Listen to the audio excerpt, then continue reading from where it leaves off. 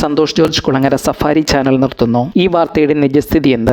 മലയാളികൾക്ക് ഏറെ പരിചിതമാണ് സന്തോഷ് ജോർജ് കുളങ്ങരയെയും സഞ്ചാരം എന്ന അദ്ദേഹത്തിന്റെ യാത്രാ വിവരണ പരിപാടിയെയും അത് നിലവിൽ സംപ്രേഷണം ചെയ്യുന്ന സഫാരി എന്ന ടെലിവിഷൻ ചാനലിനെയും. മലയാളികളുടെ സ്വീകരണ മുറികളിലേക്ക് ലോകരാജ്യങ്ങളെ എത്തിച്ച മലയാളികളുടെ സ്വന്തം ലോകസഞ്ചാരി. നിരവധി പ്രഭാഷണങ്ങളിലൂടെയും ഇന്റർവ്യൂകളിലൂടെയും മലയാളികളുടെ ബോധമണ്ഡലത്തെ സ്വാധീനിച്ച വാഗ്മി. അദ്ദേഹത്തിന്റെ ടെലിവിഷൻ ചാനലായ സഫാരി ചാനലും മലയാളികൾക്ക് ഇന്നും ഒരു അത്ഭുതമായിരുന്നു. കാരണം ഒരു പരസ്യം പോലുമില്ലാതെ ചാനലിന്റെ ചിലവുകൾ മുന്നോട്ട് കൊണ്ടുപോവുകയാണ് കഴിഞ്ഞ 10 വർഷമായി ചാനൽ. എന്നാൽ ഇപ്പോൾ ചർച്ച ചെയ്യപ്പെടുന്നത് സന്തോഷ് ജോർജ് കുളങ്ങര സഫാരി ചാനൽ അവസാനിപ്പിക്കുകയാണോ എന്നതാണ്. ഈ ചർച്ചയ്ക്ക് ആധാരം കഴിഞ്ഞ ആഴ്ച ഓണക്കാലത്തിന് തൊട്ടു മുൻപായി പുറത്തുവന്ന ഒരു ഇന്റർവ്യൂവാണ്. കൗമുദി മൂവീസ് എന്ന സോഷ്യൽ മീഡിയ ചാനൽ പുറത്തുവിട്ട ഒരു ഇന്റർവ്യൂവാണ് ഈ ചർച്ചകൾക്കെല്ലാം ആധാരം. സന്തോഷ് ജോർജ് കുളങ്ങരയെയും നടൻ ടൊവിനോ തോമസിനെയും ഒന്നിച്ചു ചേർത്ത് നടത്തിയ ഒന്നിലേറെ എപ്പിസോഡുകളുള്ള ചർച്ച ഈ ചാനൽ പുറത്തുവിട്ടിരുന്നു. ഇരുവരും വ്യത്യസ്തമായ പല വിഷയങ്ങളെക്കുറിച്ചും ഏറെ സംസാരിക്കുകയും ചെയ്തു. ഈ ചർച്ചകളുടെ രണ്ടാമത്തെ പാർട്ടിൽ ഒരു ഭാഗത്ത് സോഷ്യൽ മീഡിയയെയും അതിന്റെ ഗുണദോഷങ്ങളെയും കുറിച്ച് ഏറെ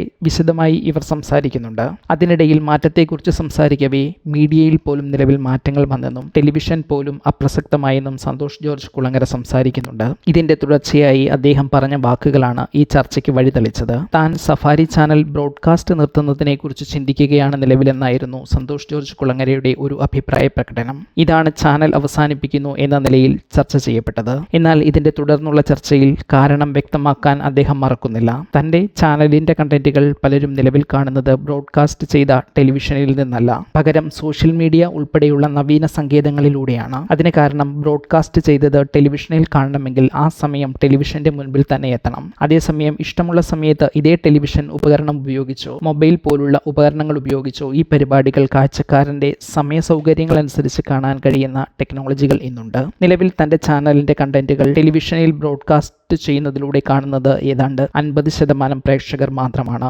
ഇനിയും ഈ സംഖ്യ കുറയാനേ തരമുള്ളൂ. അതിനാൽ നവീന രീതികളിൽ കൂടുതൽ ശ്രദ്ധിക്കുമെന്നാണ് അദ്ദേഹം ഉദ്ദേശിച്ചത്. അതായത് ചാനൽ ബ്രോഡ്കാസ്റ്റ് നിർത്തിയാൽ പോലും നിലവിലുള്ള പരിപാടികൾ തുടരുമെന്നും അവ പുതിയ മാർഗങ്ങളിലൂടെ ലഭ്യമാക്കുന്നത് കൂടുതൽ പരിഗണിക്കുമെന്നുമാണ് അദ്ദേഹം ഉദ്ദേശിച്ചത്. തന്റെ ചാനൽ പ്രവർത്തനങ്ങൾ അവസാനിപ്പിക്കും എന്നല്ല, നിലവിലെ രൂപത്തിൽ ചാനൽ എന്ന നിലയിൽ ടെലികാസ്റ്റ് ഒരിക്കൽ അവസാനിപ്പിച്ചേക്കാം എന്നതാണ് ഉദ്ദേശിച്ചത്. മാത്രമല്ല ടെലികാസ്റ്റ് അവസാനിപ്പിച്ചാലും നിലവിലുള്ളതിന് സമാനമായ പ്രോഗ്രാമുകൾ അല്ലെങ്കിൽ നിലവിലുള്ള അതേ പ്രോഗ്രാമുകൾ മറ്റു മാർഗങ്ങളിലൂടെ പ്രേക്ഷകരിൽ എത്തിക്കുമെന്ന് ചുരുക്കം. ടോബിനോയുടെയും സന്തോഷ് ജോർജ് കുളങ്ങരയുടെയും മുഴുവൻ ഇന്റർവ്യൂ കാണേണ്ടവർ കൗമുദി മൂവീസ് യൂട്യൂബ് ചാനലിലേക്ക് ചെന്നോളൂ. നിലവിൽ നിങ്ങൾ സഫാരി ചാനലിന്റെ പ്രോഗ്രാമുകൾ ടെലിവിഷൻ ചാനലുകൾ വഴിയാണോ കാണുന്നത് അതോ മറ്റു മാർഗങ്ങളിലൂടെയാണോ കാണുന്നത് എന്ന് കമന്റായി കുറിക്കൂ. ഏതാണ് നിങ്ങളുടെ സഫാരി ചാനലിലെ ഇഷ്ട പ്രോഗ്രാം?